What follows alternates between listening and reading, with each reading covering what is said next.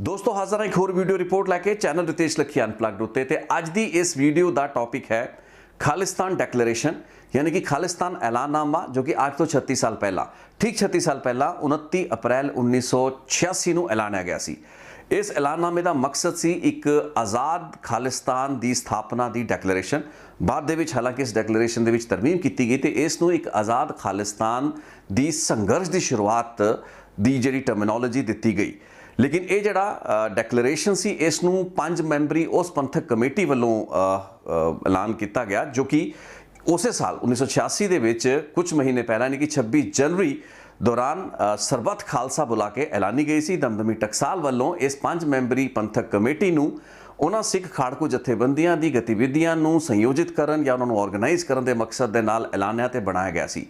इसे मौके इसे दिन 26 जनवरी 1986 नूं ही अकाल तख्त साहब के एक्टिंग जथेदार वजों जथेदार गुरदेव सिंह कौंके नूं भी एक्टिंग जथेदार बनाया गया सी, क्योंकि जथेदार का ऐलान तो जसवीर सिंह रोडे होना के नाम उत्ते सी क्योंकि वो एक जेल दे विच सी। इस वास्ते एक्टिंग जथेदार गुरदेव सिंह कौंके होना नूं बनाया जाता है। उस दिन 5 मैंबरी ये पंथिक कमेटी जिस दे विच कि वासन सिंह जफरवाल जो कि खालिस्तान कमांडो फोर्स के सन, पिंडरांवाला टाइगर फोर्स के गुरबचन सिंह मनो चाहल, अरूर सिंह, तन्ना सिंह अते गुरदेव सिंह उस्मानवाला ये 5 मैंबर वो पंथिक कमेटी सी जो कि इन्हां सारे अफेयर्स नूं कोऑर्डिनेट करन ते ऑर्गेनाइज करन दे लई जिम्मेवार मन्नी जानी सी आने वाले कुछ महीने तक।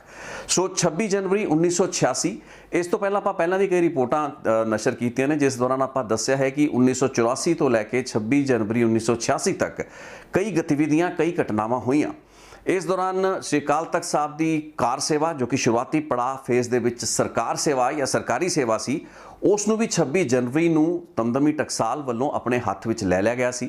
लेकिन ये दिन इस वास्ते भी महत्वपूर्ण सी क्योंकि राजीव लौंगोवाल एकॉर्ड जो कि जुलाई 1985 दे विच साइन किया गया संत हरचंद सिंह लौंगोवाल अते राजीव गांधी जो कि तत्काली प्रधानमंत्री सन।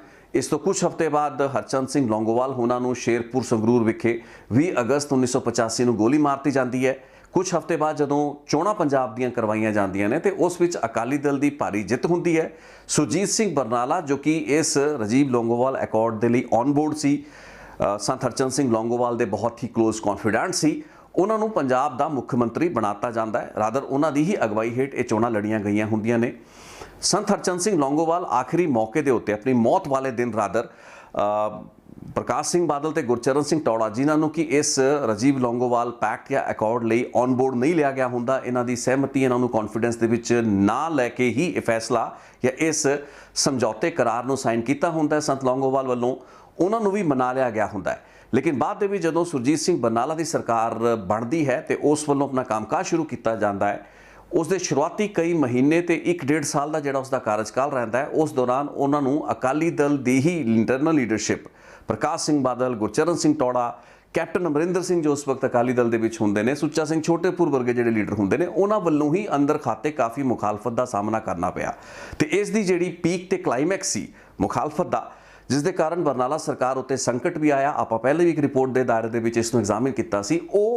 इस खालिस्तान की डैक्लेरेशन 29 अप्रैल 1986 तो बाद ऑपरेशन ब्लैक थंडर 1 जिहड़ा होया सी उस तो बाद ही आंदा है, जिस तो बाद कैप्टन अमरिंदर सिंह ते कई अकाली दल के लीडर अपनी ही सरकार के खिलाफ उसनूं घेरन लई बरनाला सरकार मिनिस्ट्री नूं घेरन लई मोर्चा खोल दिंदे ने। अजिहे हालातां दे विच कांग्रेस की मदद के नाल सुरजीत सिंह बरनाला ने अपनी सरकार नूं कुछ महीने होर बचाउण दे विच कामयाबी हासिल की, लेकिन अगले साल तक उन्हां दी सरकार गिर जाती है, पंजाब दे विच दोबारा राष्ट्रपति शासन लग जाता है। लेकिन 29 अप्रैल 1986 नूं दरअसल होया की सी ते इस तो पहलां दे हालात की सी। 26 जनवरी 1986 का दिन मुकर्रर किया गया सी चंडीगढ़ नूं पंजाब दे हवाले करन लई। ये राजीव लौंगोवाल एकॉर्ड की एक महत्वपूर्ण मद सी, लेकिन 25 जनवरी रात को यह क्लीयर हो गया कि केंद्र सरकार इस तो बैकआउट यानी कि पिछे हट चुकी है। चंडीगढ़ हुण पंजाब के हवाले नहीं किया जाएगा, उसनूं नहीं सौंपया जाएगा। इस तो बाद अगले दिन सरबत खालसा सद्या गया सी। इसे दौरान कार सेवा नूं भी अपने हत्थ विच लै लिया गया। अकाल तख्त साहब की जिहड़ी बिल्डिंग दी उसारी दोबारा करती गई सी, उस बिल्डिंग नूं दोबारा ढा के दूसरी बार कार सेवा शुरू की गई। अलग रिपोर्ट मैं इस उत्ते पहला बना चुका है, तुसी पुराने वीडियोज़ दे विच जाके उसनूं रैफर कर सकते हो। लेकिन जिहड़ा महत्वपूर्ण फैसला उस दिन 5 मैंबरी पंथक कमेटी नूं बना के लिया जाता है वो काफ़ी महत्वपूर्ण सी, क्योंकि इसे तहत ही सारियां उन्हां गतिविधियां जो कि ਖਾੜਕੂ ਗਤੀਵਿਧੀਆਂ ਆਉਣ ਵਾਲੇ ਕੁਝ ਹਫ਼ਤਿਆਂ ਮਹੀਨਿਆਂ ਤੇ ਸਾਲਾਂ ਦੇ ਵਿੱਚ ਬਣਨ ਵਾਲੀਆਂ ਸਨ, ਉਹਨਾਂ ਨੂੰ ਸੰਯੋਜਿਤ ਕੀਤਾ ਜਾਣਾ ਸੀ ਤੇ ਆਉਣ ਵਾਲੇ 3 ਮਹੀਨਿਆਂ ਦੌਰਾਨ ਖਾਲਿਸਤਾਨ ਦੀ ਇੱਕ ਇੰਡੀਪੈਂਡੈਂਟ ਸਟੇਟ ਦੀ ਡੈਕਲੇਰੇਸ਼ਨ ਦੀ ਜਿਹੜੀ ਪਲੈਨਿੰਗ ਸੀ ਉਹ ਬਣਦੀ ਰਹੀ। ਪਹਿਲਾਂ 13 ਅਪ੍ਰੈਲ ਯਾਨੀ ਕਿ ਵਿਸਾਖੀ ਵਾਲੇ ਦਿਨ ਖਾਲਿਸਤਾਨ ਡੈਕਲੇਰੇਸ਼ਨ ਦਾ ਪਲਾਨ ਬਣਾਇਆ ਗਿਆ। ਉਸ ਤੋਂ ਬਾਅਦ ਇਹ ਤੈਅ ਕੀਤਾ ਗਿਆ ਕਿ ਜਦੋਂ ਅਕਾਲ ਤਖਤ ਸਾਹਿਬ ਉੱਤੇ ਦਰਬਾਰ ਸਾਹਿਬ ਦੇ ਉੱਤੇ ਜਿਹੜਾ ਹਮਲਾ 1984 ਦੌਰਾਨ ਹੁੰਦਾ ਹੈ, ਆਪਰੇਸ਼ਨ ਬਲੂ ਸਟਾਰ ਸਾਕਾ ਨੀਲਾ ਤਾਰਾ, ਉਸ ਦੀ ਦੂਸਰੀ ਬਰਸੀ ਮੌਕੇ ਯਾਨੀ ਕਿ ਜੂਨ 1986 ਦੇ ਵਿੱਚ ਖਾਲਿਸਤਾਨ ਦੀ ਅਲੱਗ ਇੰਡੀਪੈਂਡੈਂਟ ਰਾਜ ਦੀ ਜਾਂ ਸਟੇਟ ਦੀ ਜਿਹੜੀ ਡੈਕਲੇਰੇਸ਼ਨ ਹੈ ਉਹ ਕਰਤੀ ਜਾਏਗੀ।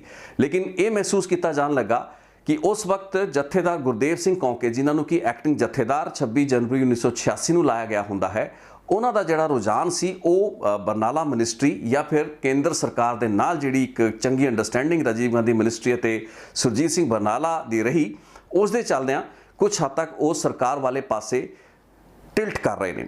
ਸੋ ਇਸੇ ਦੇ ਚੱਲਦੇ ਇਹ ਪੂਰੀ ਦੀ ਪੂਰੀ ਡੈਕਲੇਰੇਸ਼ਨ ਨੂੰ ਪ੍ਰੀਪੋਨ ਕੀਤਾ ਗਿਆ। 13 ਅਪ੍ਰੈਲ ਦੀ ਜਦੋਂ ਗੱਲ ਨਹੀਂ ਬਣੀ, ਉਸ ਤੋਂ ਬਾਅਦ 28 ਅਪ੍ਰੈਲ ਦੀ ਤਾਰੀਖ ਤੈਅ ਕੀਤੀ ਗਈ। ਲੇਕਿਨ ਇਹ ਮੰਨਿਆ ਗਿਆ ਕਿ 28 ਅਪ੍ਰੈਲ ਨੂੰ ਸ਼ਾਇਦ ਉਸ ਦਿਨ ਪ੍ਰੈਸ ਬੰਦ ਸੀ, ਅਖਬਾਰਾਂ ਨੇ ਨਹੀਂ ਛਾਪਣਾ ਸੀ, ਇਸ ਵਾਸਤੇ ਇਸ ਪਲਾਨ ਨੂੰ ਇੱਕ ਦਿਨ ਹੋਰ ਅੱਗੇ ਪਾਇਆ ਗਿਆ ਤੇ 29 ਅਪ੍ਰੈਲ ਦਾ ਦਿਨ ਉਹ ਮੁਕਰਰ ਕੀਤਾ ਗਿਆ, ਜਿਸ ਦਿਨ ਬਹੁਤ ਹੀ ਛੋਟੇ ਸ਼ਾਰਟ ਨੋਟਿਸ ਉੱਤੇ ਯਾਨੀ ਕਿ ਬਹੁਤ ਘੱਟ ਸਮਾਂ ਦੇ ਕੇ ਪੱਤਰਕਾਰਾਂ ਨੂੰ ਸੱਦਿਆ ਗਿਆ। ਦਰਬਾਰ ਸਾਹਿਬ ਦੇ 46 ਨੰਬਰ ਕਮਰਾ, ਉਹ 46 ਨੰਬਰ ਕਮਰਾ ਜੋ ਕਿ ਪੰਥਕ ਕਮੇਟੀ ਦਾ ਦਫ਼ਤਰ ਹੁੰਦਾ ਸੀ, ਕਾਰਜਕਾਰੀ ਆਫਿਸ ਹੋਇਆ ਕਰਦਾ ਸੀ। ਸੋ ਉਹ ਸਮਾਂ ਸੀ ਜਦੋਂ ਕਿ ਅੱਜ ਦੀ ਤਰ੍ਹਾਂ ਦਰਜਨਾਂ ਜਾਂ ਸੈਂਕੜਾਂ ਦੇ ਹਿਸਾਬ ਨਾਲ ਪੱਤਰਕਾਰ ਨਹੀਂ ਹੋਇਆ ਕਰਦੇ ਸਨ। ਸੋ ਅਖਬਾਰਾਂ ਦੇ 4 ਅਜਿਹੇ ਗਿਣਤੀ ਦੇ ਪੱਤਰਕਾਰ ਸੀ ਜਿਨ੍ਹਾਂ ਨੂੰ ਫੋਨ ਕਰਕੇ ਬੁਲਾਇਆ ਗਿਆ ਬਹੁਤ ਸ਼ਾਰਟ ਨੋਟਿਸ ਉੱਤੇ। ਇਹ ਪੱਤਰਕਾਰ ਪਹੁੰਚਦੇ ਨੇ ਤੇ ਉਸ 46 ਨੰਬਰ ਕਮਰੇ ਦੇ ਵਿੱਚ ਉਹ ਐਲਾਨਨਾਮਾ ਪੜ੍ਹ ਕੇ ਸੁਣਾਤਾ ਜਾਂਦਾ ਜਿਸ ਨੂੰ ਕਿ ਖਾਲਿਸਤਾਨ ਡੈਕਲੇਰੇਸ਼ਨ ਕਿਹਾ ਗਿਆ।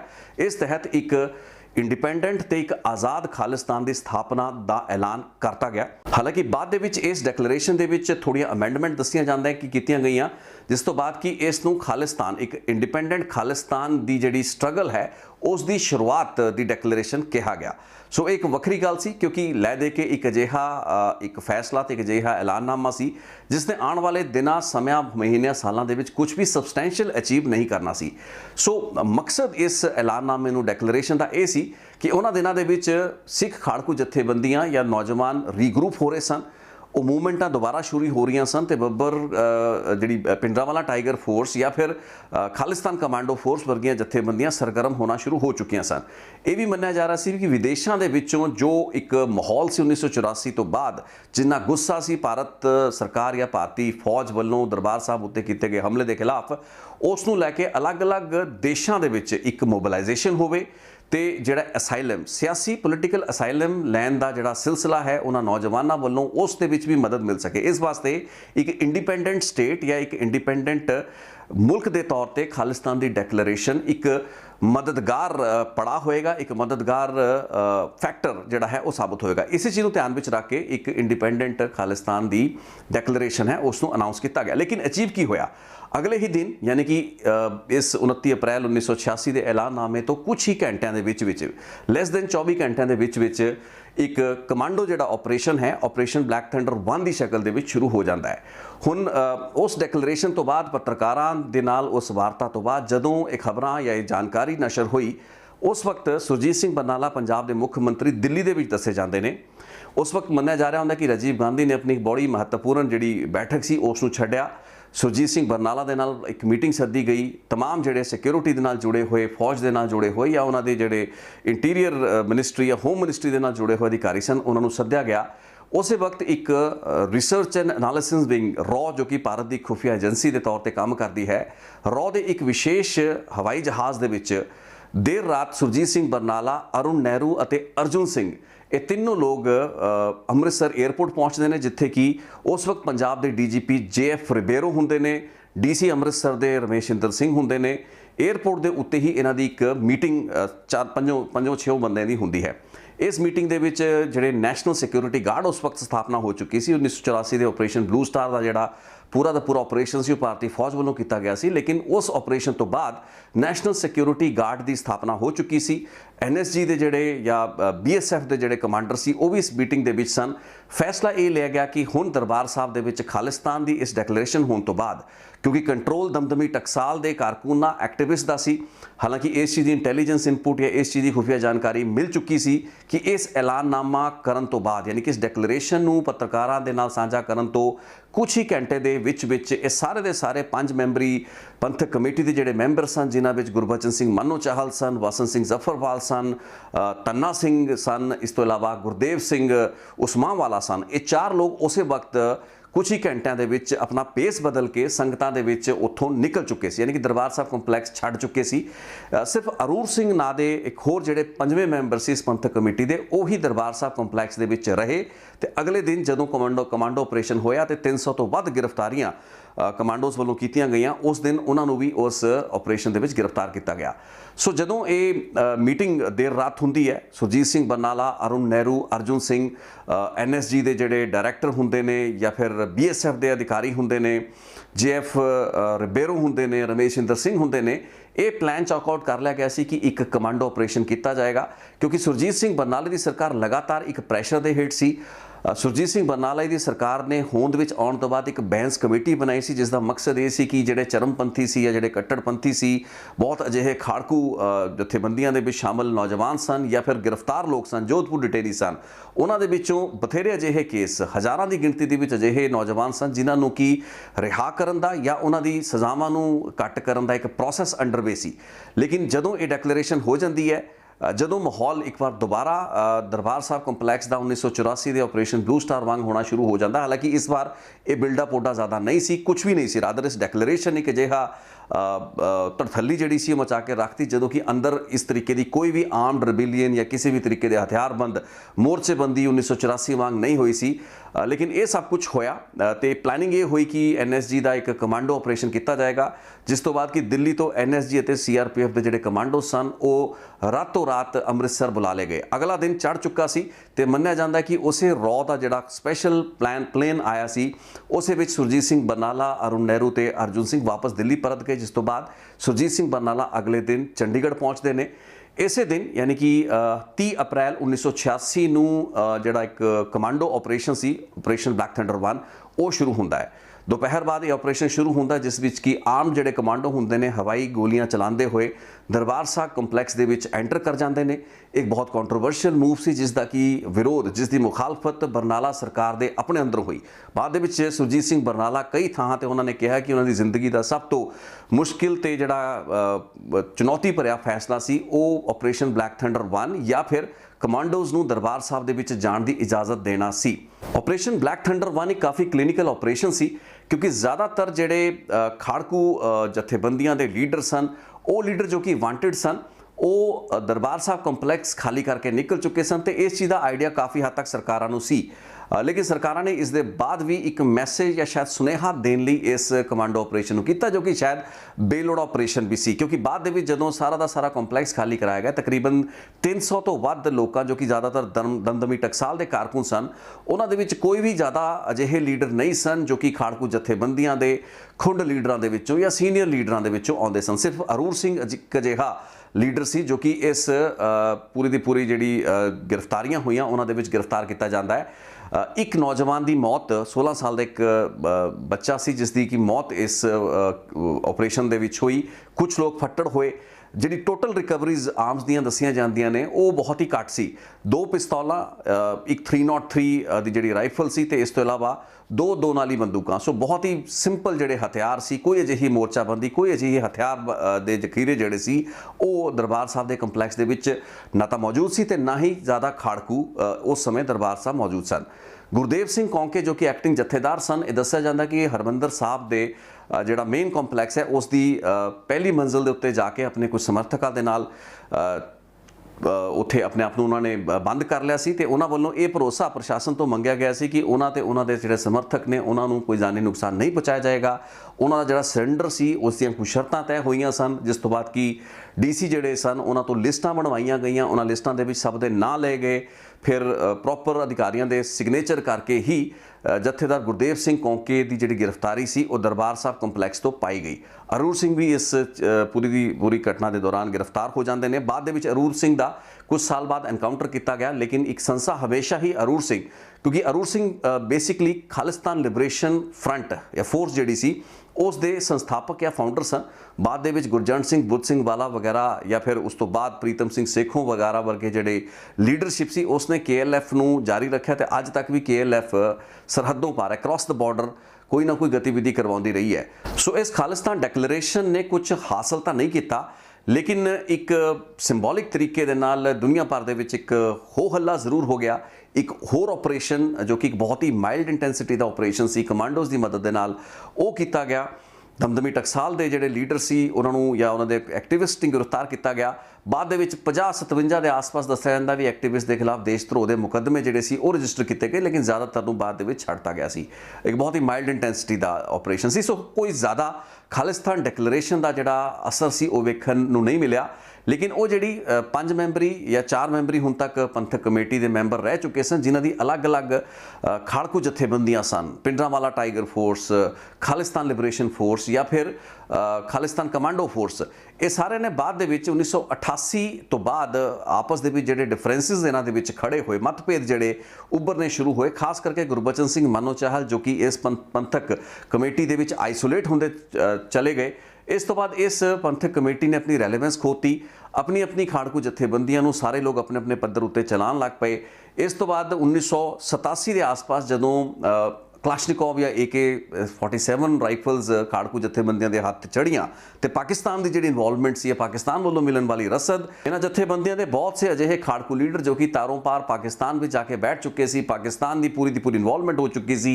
एक बहुत ही अलग खूनी दौर, एक वायलेंस का एक विशस सर्कल 86-87 तो बाद शुरू होता है असॉल्ट राइफलों के नाल। फिर जिस तरीके का कतलोगारत पंजाब दे विच 91-92 तक हुई, उसने एक वखरा स्वरूप देता। लेकिन यही पंथक कमेटी के जोड़े मैंबर सन जो कि बाद दे विच अलग अलग धड़ेबंदियां या जथेबंदियां दे विच अलग अलग अपने ऑपरेट करन लग पे, अपनी वारदातां नूं अंजाम देण लग पे। उन्हां दे वल्लों 1991 दे विच जदों केंद्र की सरकार बदली जाती है, चंद्रशेखर देश के प्रधानमंत्री बनते हैं, उन्हां दी कोशिश रहिंदी है कि पंजाब समस्या का हल कढ़िया जाए, जिसलिए कि अपने union home minister Subodh Kant Sahay की जिम्मेवारी लाते हैं।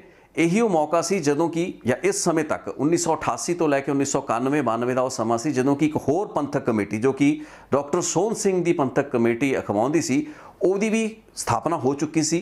डॉक्टर सोहन सिंह हुण बेसिकली एक खुद एक ब्यूरोक्रेट रहे सन, पंजाब के हैल्थ डायरैक्टर रह चुके सन, बहुत चंगा परिवार सी। उन्होंने बेटे स्वर्ण सिंह बोपा राय बाद में पंजाबी यूनिवर्सिटी के वाइस चांसलर रहे, खुद एक सीनियर अधिकारी रहे। एक बहुत ही इलस्ट्रीयस परिवार के विचों डॉक्टर सोहन सिंह भी खुद खालिस्तान आइडियोलॉग बन चुके सी। प्रितपाल सिंह कपूर तो काफ़ी प्रभावित सी। बाद दे विच दस्सिया जांदा भी कई साल डॉक्टर सोहन सिंह ने पाकिस्तान दे विच कट्टे, पाकिस्तान रहे।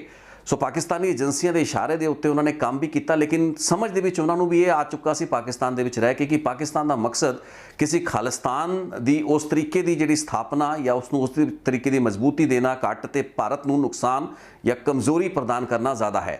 सो इस दे चलते मन्निया जाता है कि डॉक्टर सोहन सिंह जम्मू कश्मीर के रस्त्यों 1990-91 के आस-पास वापस आए तो उस वक्त भारत की एजेंसियां या भारत सरकार के नाल जिहड़ा बदलाव भारत के निज़ाम दे विच होया सी, चंद्रशेखर एक सिंसीयर प्रधानमंत्री वजों कोशिश कर रहे सी कि जिहड़ी खाड़कू जथेबंदियां के लीडरां नूं ऑन बोर्ड लिया जाए, तो इस विचों बहुत हद तक कामयाब रहे। सो उस समय यही गुरबचन सिंह मानो चाहल जो कि पिंडरांवाला टाइगर फोर्स के मुखी सन, वो इकट्ठे होंदे ने। खालिस्तान लिबरेशन फ्रंट या फोर्स की जिहड़ी जिम्मेवारी उस वक्त तक गुरजंट सिंह बुद्ध सिंह वाला के हाथ में सी। सो गुरजंट सिंह बुद्ध सिंह वाला नूं ना लैंदे ने। इस तो इलावा डॉक्टर सोहन सिंह यानी कि वो दूसरी जिहड़ी पंथक कमेटी सी उसके मुखी। सो पुरानी पंथक कमेटी के एक की मैंबर गुरबचन सिंह मानो चाहल ते डॉक्टर सोहन सिंह वाली पंथक कमेटी के खुद डॉक्टर सोहन सिंह, गुरजंट सिंह बुद्ध सिंह वाला, ये कुछ अजिहे खाड़कू जथेबंदियां ने इकट्ठे रल के कुछ अजिहियां इंडोर मीटिंग्स कीतियां। लुधियाना ते अमृतसर दे विच IB दे सेफ हाउसिस दे विच मन्निया जाता है कि मीटिंग्स हो रही सी, तो लुधियाना एक सेंटर सी KLF की गतिविधियां का। गुरजंट सिंह बुद्ध सिंह वाला दे एक्शन 1990-91 दे विच बहुत तेज़ हो रखे सन। सो लुधियाने दे इन्हां सेफ हाउसिस दे विच भारत सरकार के नुमाइंदियां ते union home minister Subodh Kant Sahay ते डॉक्टर सोहन सिंह, गुरजंट सिंह बुद्ध सिंह वाला ते गुरबचन सिंह मानो चाहल, इन्होंने कोशिश की ਭਾਰਤ ਸਰਕਾਰ ਕਾਫੀ ਨੇੜੇ ਪਹੁੰਚ ਚੁੱਕੀ ਸੀ ਤੇ ਭਾਰਤ ਸਰਕਾਰ ਇਹ ਲੀਡਰਾਂ ਦੀਆਂ ਮੰਗਾਂ ਨੂੰ ਮੰਨਣ ਦੇ ਵਿੱਚ ਵੀ ਕਾਫੀ ਹੱਦ ਤੱਕ ਕਾਮਯਾਬ ਸੀ। ਲੇਕਿਨ ਇਹਨਾਂ ਖਾੜਕੂ ਜਥੇਬੰਦੀਆਂ ਦੇ ਲੀਡਰਾਂ ਲਈ ਸਭ ਤੋਂ ਵੱਡੀ ਚੁਣੌਤੀ ਇਹਨਾਂ ਦੇ ਜਿਹੜੇ ਹੋਰ ਸਾਥੀ ਸਨ, ਕਾਊਂਟਰ ਪਾਰਟ ਸਨ, ਜਿਨ੍ਹਾਂ ਦੇ ਵਿੱਚ ਵਾਸਨ ਸਿੰਘ ਜ਼ਫਰਵਾਲ ਪ੍ਰਮੁੱਖ ਸੀ। ਲੇਕਿਨ ਵਾਸਨ ਸਿੰਘ ਜ਼ਫਰਵਾਲ ਤੋਂ ਜ਼ਿਆਦਾ ਜਿਹੜੇ ਬੱਬਰ ਖਾਲਸਾ ਇੰਟਰਨੈਸ਼ਨਲ ਦੇ ਵਧਾਵਾ ਸਿੰਘ ਬੱਬਰ ਤੇ ਉਸ ਤੋਂ ਇਲਾਵਾ ਹੋਰ ਜਿਹੜੀ ਖਾੜਕੂ ਜਥੇਬੰਦੀਆਂ ਸੀ, ਪਰਮਜੀਤ ਸਿੰਘ ਪੰਜਵੜ ਜਿਹੜੇ ਸੀ, ਉਹ ਪ੍ਰਮੁੱਖ ਅਜਿਹੇ ਲੀਡਰ ਸਨ KCF ਦੇ, ਜਿਨ੍ਹਾਂ ਨੂੰ ਇਹ ਲੋਕ ਸਮਝਾ ਨਹੀਂ ਪਾਏ। ਇਸ ਦੇ ਨਾਲ ਹੀ ਦੂਸਰੇ ਪਾਸੇ ਯਾਨੀ ਕਿ ਪਾਕਿਸਤਾਨ ਦੇ ਵਿੱਚ ਵੀ ਬੇਨਜ਼ੀਰ ਭੁੱਟੋ ਦੀ ਜਿਹੜੀ ਸਰਕਾਰ ਸੀ ਉਹ ਬਣ ਚੁੱਕੀ ਸੀ ਤੇ ISI ਦੀ ਪੂਰੀ ਕੋਸ਼ਿਸ਼ ਸੀ ਕਿ ਭਾਰਤ ਸਰਕਾਰ ਵੱਲੋਂ ਕੁਝ ਖਾੜਕੂ ਜਥੇਬੰਦੀਆਂ ਦੇ ਨਾਲ ਜਿਹੜਾ ਤਾਲਮੇਲ ਤੇ ਇੱਕ ਸਮਝ ਬਣਾਈ ਜਾ ਰਹੀ ਹੈ ਪੰਜਾਬ ਸਮੱਸਿਆ ਦੇ ਹੱਲ ਲਈ, ਉਸ ਨੂੰ ਕਿਤੇ ਵੀ ਕਾਮਯਾਬ ਨਾ ਹੋਣ ਦਿੱਤਾ ਜਾਏ। ਇਹੀ ਕੁਝ ਕਾਰਨ ਸੀ ਜਿਸ ਕਾਰਨ ਡਾਕਟਰ ਸੋਹਣ ਸਿੰਘ ਵਰਗੇ ਲੀਡਰ ਪਾਕਿਸਤਾਨ ਦੇ ਮਨਸੂਬਿਆਂ ਨੂੰ ਸਮਝ ਕੇ ਵਾਪਸ ਪਰਤ ਚੁੱਕੇ ਸੀ ਤੇ ਇਹਨਾਂ ਨੇ ਕਈ ਖਾੜਕੂ, ਬਹੁਤ ਹੀ ਖਤਰਨਾਕ ਖਾੜਕੂ ਜਥੇਬੰਦੀਆਂ ਦੇ ਨਾਲ ਮਿਲ ਕੇ ਭਾਰਤ ਸਰਕਾਰ ਦੇ ਨਾਲ ਡਾਇਲੋਗ ਨੂੰ ਅੱਗੇ ਤੋਰਿਆ। ਆਪਣੇ ਕਾਊਂਟਰ ਪਾਰਟਸ ਨੂੰ, ਬੱਬਰ ਖਾਲਸਾ ਜਾਂ ਫਿਰ ਖਾਲਿਸਤਾਨ ਕਮਾਂਡੋ ਫੋਰਸ ਦੇ ਜਿਹੜੇ ਲੀਡਰ ਸੀ ਉਹਨਾਂ ਨੂੰ ਸਮਝਾਉਣ ਦੀ ਕੋਸ਼ਿਸ਼ ਕੀਤੀ, ਲੇਕਿਨ ISI ਨੇ ਉਹ ਮਨਸੂਬਿਆਂ ਨੂੰ ਨਾਕਾਮਯਾਬ ਕਰ ਦਿੱਤਾ। ਇਸ ਗੇਮ ਪਲਾਨ ਦੇ ਵਿੱਚ ਭਾਰਤੀ ਏਜੰਸੀ ਤੇ ਭਾਰਤ ਸਰਕਾਰ ਕਾਮਯਾਬ ਨਹੀਂ ਹੋ ਪਾਈ ਤੇ ISI ਕਾਮਯਾਬ ਰਹੀ। ਉਹ ਜਥੇਬੰਦੀਆਂ BKI ਵਰਗੀਆਂ ਜਾਂ ਫਿਰ KCF ਵਰਗੀਆਂ, ਉਹਨਾਂ ਦੇ ਲੀਡਰਾਂ ਦੇ ਵਿੱਚ ਡਰ ਇਹ ਵੀ ਸੀ ਕਿ ਜੇ ਭਾਰਤ ਸਰਕਾਰ ਦੇ ਨਾਲ ਜ਼ਿਆਦਾ ਚੰਗੀ ਅੰਡਰਸਟੈਂਡਿੰਗ KLF ਜਾਂ ਫਿਰ BTKF ਦੀ ਲੀਡਰਸ਼ਿਪ ਬਣਾ ਜਾਂਦੀ ਹੈ ਤਾਂ ਸਾਨੂੰ ਡਿਸਐਡਵਾਂਟੇਜ ਰਹੇਗਾ। ਇਹ ਲੀਡਰ ਆਪਣੀਆਂ ਸ਼ਰਤਾਂ ਮਨਵਾ ਲੈਣਗੇ ਤੇ ਸਾਨੂੰ ਕੋਈ ਪੁੱਛੇਗਾ ਨਹੀਂ। ਸੋ ਇਸ ਕਿਸਮ ਦੇ ਜਿਹੜੇ ਮਤਭੇਦ ਜਾਂ ਜਿਹੜੇ ਡਿਫਰੈਂਸਿਸ ਅਕਸਰ ਜਥੇਬੰਦੀਆਂ ਦੇ ਵਿੱਚ ਹੋ ਜਾਇਆ ਕਰਦੇ ਨੇ, ਉਹ ਕਾਰਨ ਰਹੇ ਜਿਸ ਕਾਰਨ ਕਿ ਇਹ ਗੱਲਬਾਤ ਸਿਰੇ ਨਹੀਂ ਚੜ ਪਾਈ। ਅਖੀਰ ਦੇ ਵਿੱਚ ਸੁਬੋਧ ਕਾਂਤ ਸਹਾਇ, ਜੋ ਕਿ minister of state home minister ਸਨ ਭਾਰਤ ਸਰਕਾਰ ਦੇ, ਚੰਦਰ ਸ਼ੇਖਰ ਦੀ ਮਿਨਿਸਟਰੀ ਦੌਰਾਨ ਉਹਨਾਂ ਦੇ ਉੱਤੇ ਇੱਕ ਗ੍ਰੇਨੇਡ ਹਮਲਾ ਹੁੰਦਾ ਹੈ। ਇੱਕ ਬੰਬ ਧਮਾਕੇ ਦੇ ਵਿੱਚ ਉਹਨਾਂ ਨੂੰ ਨਿਸ਼ਾਨਾ ਬਣਾਇਆ ਜਾਂਦਾ, ਟਾਰਗੇਟ ਬਣਾਇਆ ਜਾਂਦਾ। ਹਾਲਾਂਕਿ ਬਹੁਤ ਹੀ ਨੇੜਲਾ ਇਹ ਹਮਲਾ ਸੀ ਜਿਸ ਵਿੱਚ ਕਿ ਬਾਲ-ਬਾਲ ਸੁਬੋਧ ਕਾਂਤ ਸਹਾਇ ਬਚ ਜਾਂਦੇ ਨੇ। ਲੇਕਿਨ ਭਾਰਤ ਸਰਕਾਰ ਦੇ ਨੁਮਾਇੰਦੇ ਤੇ ਯੂਨੀਅਨ ਹੋਮ ਮਿਨਿਸਟਰ ਦੇ ਉੱਤੇ ਇਸ ਤਰੀਕੇ ਦੇ ਬੰਬ ਹਮਲੇ ਦੇ ਵਿੱਚ ਉਹਨਾਂ ਨੂੰ ਨਿਸ਼ਾਨਾ ਬਣਾਏ ਜਾਣ ਦੀ ਕੋਸ਼ਿਸ਼ ਤੋਂ ਬਾਅਦ ਉਹ ਪੂਰੀ ਦੀ ਪੂਰੀ ਗੱਲਬਾਤ ਦਾ ਜਿਹੜਾ ਸਿਲਸਿਲਾ ਦੌਰ ਸੀ KLF ਦੇ ਨਾਲ ਜਾਂ ਫਿਰ BTFK ਦੇ ਨਾਲ, ਮਨੋ ਚਾਹਲ ਹੋਣਾ ਦੇ ਨਾਲ, ਉਹ ਸਾਰਾ ਦਾ ਸਾਰਾ ਟੋਰਪੀਡੋ ਕਰਤਾ ਗਿਆ। ਤੇ ਇਹਦੇ ਪਿੱਛੇ ਮੰਨਿਆ ਜਾਂਦਾ ਕਿ ਪਾਕਿਸਤਾਨ ਤੇ ISI ਦਾ ਇੱਕ ਪ੍ਰੋਪਰ ਗੇਮ ਪਲਾਨ ਸੀ। ਉਹ ਚਾਹੁੰਦੇ ਨਹੀਂ ਸੀ ਕਦੇ ਵੀ ਇਹ ਜਿਹੜੀਆਂ ਟਾਕਸ ਨੇ, ਇਹ ਜਿਹੜੇ ਪੰਜਾਬ ਸਮੱਸਿਆ ਦਾ ਹੱਲ ਹੈ, ਉਹ ਕਿਸੇ ਨਾ ਕਿਸੇ ਸਿਰੇ ਉੱਤੇ ਚੜੇ। ਉਸ ਤੋਂ ਬਾਅਦ ਜੋ ਵੀ ਗਤੀਵਿਧੀਆਂ ਰਹੀਆਂ ਉਸ ਦੇ ਵਿੱਚ ਕੋਈ ਵੀ ਸਥਾਈ ਹੱਲ ਜਿਹੜਾ ਪੰਜਾਬ ਸਮੱਸਿਆ ਦਾ ਨਹੀਂ ਹੋ ਪਾਇਆ। ਚੰਦਰ ਸ਼ੇਖਰ ਦੀ ਆਪਣੀ ਸਰਕਾਰ ਕੁਝ ਮਹੀਨਿਆਂ ਦੇ ਵਿੱਚ ਹੀ ਗਿਰ ਜਾਂਦੀ ਹੈ। ਉਸ ਤੋਂ ਬਾਅਦ ਕੋਸ਼ਿਸ਼ਾਂ ਹੁੰਦੀਆਂ ਨੇ, ਲੇਕਿਨ ਬਾਅਦ ਦੇ ਵਿੱਚ ਜਦੋਂ ਕਾਂਗਰਸ ਦੀ ਸਰਕਾਰ ਦੁਬਾਰਾ PV ਨਰਸਿਮਹਾ ਰਾਓ ਪ੍ਰਧਾਨ ਮੰਤਰੀ ਬਣ ਕੇ ਆਉਂਦੇ ਨੇ ਤੇ ਇੱਧਰ ਪੰਜਾਬ ਦੇ ਵਿੱਚ ਬੇਅੰਤ ਸਿੰਘ ਬਣ ਜਾਂਦੇ ਨੇ, ਉਸ ਤੋਂ ਬਾਅਦ ਪੂਰੀ ਦੀ ਪੂਰੀ ਦਿਸ਼ਾ ਹੀ ਬਦਲ ਗਈ। 1992 ਤੇ 1993 ਦੇ ਸਾਲਾਂ ਦੇ ਵਿੱਚ ਇਹ ਸਾਰੀ ਲੀਡਰਸ਼ਿਪ, ਜਿਹੜੇ ਉਹ ਲੀਡਰ, ਖਾੜਕੂ ਲੀਡਰ ਜੋ ਕਿ ਬਹੁਤ ਹੀ ਵਾਇਲੈਂਟ ਐਕਟੀਵਿਟੀਜ਼ ਦੇ ਵਿੱਚ ਇਨਵੋਲਵ ਰਹੇ, ਲੇਕਿਨ ਅਖੀਰ ਦੇ ਕੁਝ ਸਾਲਾਂ ਦੇ ਵਿੱਚ ਇਹਨਾਂ ਨੂੰ ਔਨ ਬੋਰਡ ਲੈਣ ਦੀ ਕੋਸ਼ਿਸ਼ ਭਾਰਤ ਸਰਕਾਰ ਦੀ ਸੀ, ਉਹ ਵੀ ਅਲੱਗ-ਅਲੱਗ ਮੁਕਾਬਲਿਆਂ ਦੇ ਵਿੱਚ ਮਾਰੇ ਜਾਂਦੇ ਨੇ। ਸ਼ਾਇਦ 1992 ਦੇ ਵਿੱਚ ਗੁਰਜੰਟ ਸਿੰਘ ਬੁੱਧ ਸਿੰਘ ਵਾਲਾ, 1993 ਦੇ ਵਿੱਚ ਗੁਰਬਚਨ ਸਿੰਘ ਮਾਨੋ ਚਾਹਲ, ਇਹ ਸਾਰੇ ਲੀਡਰਾਂ ਨੂੰ ਨਿਊਟਰਲਾਈਜ਼ ਕਰਤਾ ਗਿਆ। ਉਹੀ ਲੀਡਰ ਬਚ ਸਕੇ ਜੋ ਕਿ ਪਾਕਿਸਤਾਨ ਦੇ ਵਿੱਚ ਜਾ ਕੇ ਬੈਠੇ, ਚਾਹੇ ਵਾਸਨ ਸਿੰਘ ਜ਼ਫਰਵਾਲ ਸੀ, ਚਾਹੇ ਪਰਮਜੀਤ ਪੰਜਵੜ ਸੀ, ਚਾਹੇ ਫਿਰ ਵਧਾਵਾ ਸਿੰਘ ਬੱਬਰ ਸੀ। ਸੋ ਇਸ ਤਰੀਕੇ ਨਾਲ ਪੰਜਾਬ ਦੀ ਇਸ ਖਾੜਕੂਵਾਦੀ ਸਮੱਸਿਆ ਦਾ ਹੱਲ ਕਰਨ ਦੀਆਂ ਸਾਰੀਆਂ ਕੋਸ਼ਿਸ਼ਾਂ ਨਾਕਾਮਯਾਬ ਰਹੀਆਂ ਤੇ ਪੰਜਾਬ ਦੇ ਵਿੱਚ ਬੇਅੰਤ ਸਿੰਘ ਦੀ ਸਰਕਾਰ ਤੇ ਉਸ ਵੱਲੋਂ 3 ਸਾਲ ਬਾਅਦ ਤੱਕ ਜੋ ਵੀ ਗਤੀਵਿਧੀਆਂ ਕੀਤੀਆਂ ਗਈਆਂ, ਜਿਸ ਤਰੀਕੇ ਨਾਲ ਫਿਰ ਖਾੜਕੂਵਾਦ ਦਾ ਸਫਾਇਆ ਕੀਤਾ ਗਿਆ, ਉਸ ਦੌਰਾਨ ਜੋ ਕੁਝ ਹੋਇਆ ਉਹ ਸਭ ਚੀਜ਼ਾਂ ਤੁਹਾਡੇ ਸਾਹਮਣੇ ਨੇ। ਉਸ ਤੋਂ ਬਾਅਦ ਪੰਜਾਬ ਦੇ ਲੋਕਾਂ ਨੂੰ ਇਹ ਚੀਜ਼ ਚੰਗੀ ਤਰ੍ਹਾਂ ਸਮਝ ਆ ਚੁੱਕੀ ਸੀ ਕਿ ਖਾਲਿਸਤਾਨ, ਜਿਸ ਦੀ ਡੈਕਲੇਰੇਸ਼ਨ 29 ਅਪ੍ਰੈਲ 1986, ਜੋ ਕਿ ਇੱਕ ਸਿੰਬੋਲਿਕ ਡੈਕਲੇਰੇਸ਼ਨ ਸੀ ਜਿਸ ਦੇ ਪਿੱਛੇ ਕੋਈ ਜ਼ਿਆਦਾ ਲੰਬਾ ਚੌੜਾ ਆਧਾਰ ਨਹੀਂ ਸੀ। ਹਾਂ, ਉਸ ਵਕਤ ਇੱਕ ਬਹੁਤ ਅਜਿਹੀ ਵਾਇਲੈਂਟ ਮੂਵਮੈਂਟ ਦੀ ਸ਼ੁਰੂਆਤ ਹੋਣ ਵਾਲੀ ਸੀ ਜਿਸ ਨੇ ਆਉਣ ਵਾਲੇ 7-8 ਸਾਲਾਂ ਦੇ ਵਿੱਚ ਪੰਜਾਬ ਦੇ ਵਿੱਚ ਹਜ਼ਾਰਾਂ ਦੀ ਗਿਣਤੀ ਦੇ ਵਿੱਚ ਲੋਕਾਂ ਦੀਆਂ ਮੌਤਾਂ, ਜਿਸ ਦੇ ਵਿੱਚ ਖਾੜਕੂ ਸ਼ਾਮਲ ਸਨ, ਪੁਲਿਸ ਵਾਲੇ ਸ਼ਾਮਲ ਸਨ, ਆਮ ਨਾਗਰਿਕ ਸ਼ਾਮਲ ਸਨ, ਉਸ ਖੂਨ ਖਰਾਬੇ ਨੂੰ ਵੇਖਣਾ ਸੀ। ਲੇਕਿਨ ਉਸ ਤੋਂ ਬਾਅਦ ਕੁਝ ਵੀ ਅਚੀਵ ਨਾ ਹੋ ਪਾਣਾ। ਜਿਸ ਸਖਤੀ ਦੇ ਨਾਲ ਬੇਅੰਤ ਸਿੰਘ ਸਰਕਾਰ ਨੇ ਖਾੜਕੂ ਲਹਿਰ ਦਾ ਸਫਾਇਆ ਕੀਤਾ, ਉਸ ਤੋਂ ਬਾਅਦ 1997 ਦਾ ਜਿਹੜਾ ਅਗਲਾ ਇਲੈਕਸ਼ਨ ਆਉਂਦਾ ਹੈ, ਉਸ ਤੋਂ ਬਾਅਦ ਪੰਜਾਬ ਤੇ ਪੰਜਾਬ ਦੇ ਨਾਗਰਿਕਾਂ ਨੇ ਕਦੇ ਵਾਪਸ ਮੁੜ ਕੇ ਨਹੀਂ ਵੇਖਿਆ ਤੇ ਖਾਲਿਸਤਾਨ ਦਾ ਜਿਹੜਾ ਕਨਸੈਪਟ ਜਾਂ ਜਿਹੜੀ ਨੋਸ਼ਨ ਸੀ, ਉਹ ਇੱਕ ਨੋਸ਼ਨ ਬਣ ਕੇ ਰਹਿ ਗਈ। ਉਹ ਜਿੰਨੇ ਵੀ ਐਲੀਮੈਂਟਸ ਸਨ, ਚਾਹੇ ਉਹ ਪਾਕਿਸਤਾਨ ਜਾਂ ISI ਦੀ ਗੋਦੀ ਵਿੱਚ ਬੈਠ ਕੇ ਕੰਮ ਕਰਨ ਵਾਲੇ ਭਾਰਤ ਦੇ ਵਿੱਚ ਕੁਝ ਹੱਦ ਤੱਕ ਆਪਣੀ ਸਾਬੋਟਾਜ ਗਤੀਵਿਧੀਆਂ ਨੂੰ ਅੰਜਾਮ ਦੇਣ ਵਾਲੇ ਜਿਹੜੇ ਅਨਸਰ ਸਨ, ਉਹ ਲੋਕ ਵੀ ਮਾਰਜਨਲਾਈਜ਼ ਹੋ ਗਏ ਤੇ ਭਾਰਤ ਦੇ ਵਿੱਚ ਤੇ ਪੰਜਾਬ ਦੇ ਵਿੱਚ ਖਾਲਿਸਤਾਨ ਦੀ ਗੱਲ ਕਰਨ ਵਾਲੀ ਲੀਡਰਸ਼ਿਪ, ਚਾਹੇ ਉਹ ਅਕਾਲੀ ਦਲ ਦੀ ਲੀਡਰਸ਼ਿਪ ਸੀ ਜਾਂ ਫਿਰ ਹੋਰ ਸਪਲਿੰਟਰ ਅਕਾਲੀ ਫੈਕਸ਼ਨ ਸਨ, ਉਹ ਵੀ ਮਾਰਜਨਲਾਈਜ਼ ਹੁੰਦੇ ਗਏ।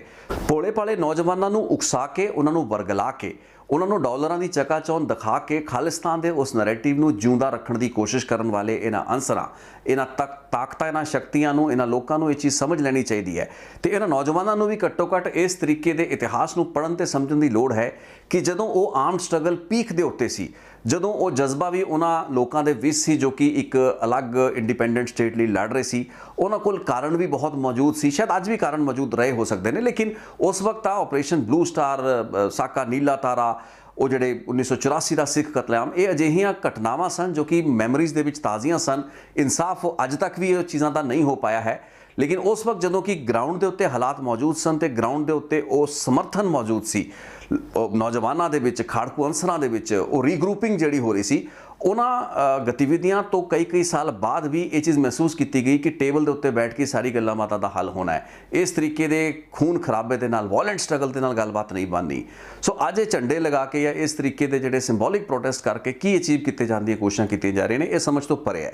ਸੋ ਮੈਨੂੰ ਲੱਗਾ ਕਿ ਅੱਜ ਦੀ ਇਸ ਦਿਨ ਜਦੋਂ ਖਾਲਿਸਤਾਨ ਡਿਕਲੇਰੇਸ਼ਨ ਨੂੰ ਲੈ ਕੇ ਇਹ ਅਨਸਰ ਇੱਕ ਵਾਰ ਫੇਰ ਸਰਗਰਮ ਨੇ, ਆਪਣੇ ਲਈ ਵੀ ਜ਼ਰੂਰੀ ਸੀ ਕਿ ਆਪਾਂ ਇਸ ਪੂਰੀ ਦੀ ਪੂਰੀ ਗੱਲਬਾਤ ਨੂੰ ਸਮਝ ਪਾਈਏ ਤੇ ਉਹਨਾਂ ਘਟਨਾਵਾਂ ਨੂੰ ਇੱਕ ਸੀਰੀਜ਼ ਦੇ ਵਿੱਚ ਦੇਖ ਪਾਈਏ ਕਿ ਕੀ ਕੁਝ ਹੋਇਆ, ਕਿਵੇਂ ਉਹ ਚੀਜ਼ਾਂ ਅੱਗੇ ਵਧੀਆਂ, ਕਿਵੇਂ ਉਹ ਡਿਕਲੇਰੇਸ਼ਨ ਹੋਈ ਤੇ ਉਸ ਤੋਂ ਬਾਅਦ ਦੇ ਜਿਹੜਾ ਆਫਟਰਮਾਥ ਸੀ ਉਸ ਦੇ ਵਿੱਚ ਅਚੀਵ ਕੀ ਹੋ ਪਾਇਆ, ਉਹ ਕੋਸ਼ਿਸ਼ਾਂ ਨੂੰ ਕਿਵੇਂ ਟੋਰਪੀਡੋ ਕੀਤਾ ਗਿਆ। ਇਤਿਹਾਸ ਆਪਣੇ ਆਪ ਦੇ ਵਿੱਚ ਸਾਡੇ ਲਈ ਹੋਰ ਕੁਝ ਤਾਂ ਨਹੀਂ, ਲੇਕਿਨ ਬਹੁਤ ਸਬਕ ਜ਼ਰੂਰ ਲੈ ਕੇ ਬੈਠਾ ਹੈ ਜਿਸ ਤੋਂ ਸਿੱਖਣ ਦੀ ਲੋੜ ਹੈ ਤੇ ਆਉਣ ਵਾਲੀ ਪੀੜ੍ਹੀਆਂ, ਨੌਜਵਾਨੀ ਇਹ ਸਾਰੀ ਚੀਜ਼ਾਂ, ਇਹਨਾਂ ਇਤਿਹਾਸਿਕ ਘਟਨਾਵਾਂ ਦੀ ਥੋੜ੍ਹੀ ਜਿਹੀ ਗਹਿਰਾਈ ਦੇ ਵਿੱਚ ਜਾ ਕੇ ਇਸ ਨੂੰ ਸਮਝਣ ਦੀ ਜ਼ਰੂਰ ਕੋਸ਼ਿਸ਼ ਕਰੇ ਕਿ ਅਚੀਵ ਕੀ ਕੀਤਾ ਜਾ ਸਕਦਾ ਹੈ, ਕੱਢਿਆ ਕੀ ਜਾ ਸਕਦਾ ਹੈ। ਸੋ ਭੜਕਾ ਕੇ, ਉਕਸਾ ਕੇ, ਡਾਲਰਾਂ ਦੀ ਚਕਾਚੌਂਧ ਦਿਖਾ ਕੇ ਨੌਜਵਾਨਾਂ ਨੂੰ ਝੰਡੇ ਉਹਨਾਂ ਤੋਂ ਝੁਲਵਾਉਣਾ ਜਾਂ ਲਹਿਰਾਉਣਾ ਇੱਕ ਵੱਖਰਾ ਇਸ਼ੂ ਹੈ ਤੇ ਬਾਅਦ ਦੇ ਵਿੱਚ ਉਹਨਾਂ ਦੇ ਨਾਲ ਜੋ ਹੁੰਦਾ ਹੈ, ਜਿਸ ਤਰੀਕੇ ਨਾਲ ਪੁਲਿਸ ਜਾਂ ਫਿਰ ਏਜੰਸੀਆਂ ਦੇ ਧੱਕੇ ਚੜ੍ਹ ਕੇ ਉਹਨਾਂ ਦੀ ਜ਼ਿੰਦਗੀਆਂ ਬਰਬਾਦ ਹੁੰਦੀਆਂ ਨੇ, ਉਹਨਾਂ ਦੇ ਪਰਿਵਾਰ ਬਰਬਾਦ ਹੁੰਦੇ ਨੇ, ਉਹਨਾਂ ਦੀ ਕੌਣ ਪੈਰਵੀ ਜਾਂ ਉਹਨਾਂ ਦੀ ਕੌਣ ਮਦਦ ਕਰਦਾ ਹੈ, ਇਸ ਚੀਜ਼ ਦੀ ਸਾਰ ਲੈਣ ਲਈ ਫਿਰ ਬਾਅਦ ਦੇ ਵਿੱਚ ਕੋਈ ਵੀ ਖੜਾ ਨਹੀਂ ਹੁੰਦਾ, ਕੋਈ ਵੀ ਸਾਰ ਨਹੀਂ ਦਿੰਦਾ।